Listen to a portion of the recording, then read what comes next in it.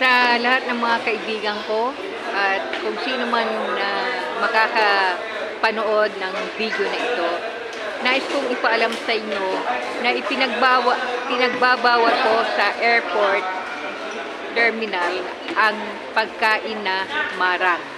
Ito kung sa hindi pa po nakakaalam ng marang, ito po yung marang na tinatawag. Ito po.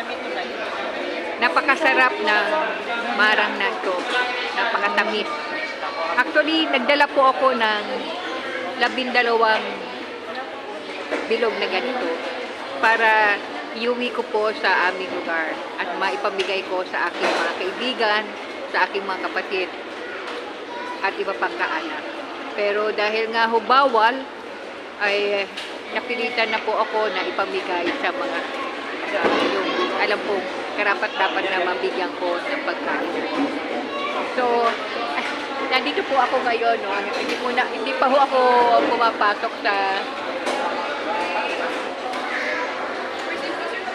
pumapasok sa loob. Actually, nasa kanya yung ticket ko, yung nakikita ko naka-blue na babae. Nandun pa po yung boarding pass ko. Iniwan ko muna ho doon kasi gusto kong makatikim ng marang, kaya nagpaiwan muna ho ako dito. Ayan po yung mga gamit ko. Ito yung isang kahon na dala kong marang. Ito po. Wala na hong natira dahil pinamigay ko.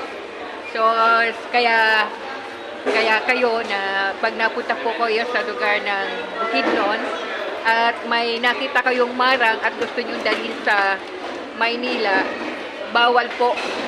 Kaya pinapauna ko na bawal po ang marang kasi napakabango siya at malambot. Pagka hinog na hinog ay malambot kaya masisira. So, kumbaga, magkakaroon ng epekto po sa ibang mga bagahe. Kaya, sinubukan ko pong ubusin itong marang na to kasi nga, napakasarap po. So, isang lesson iyan sa akin. Bye!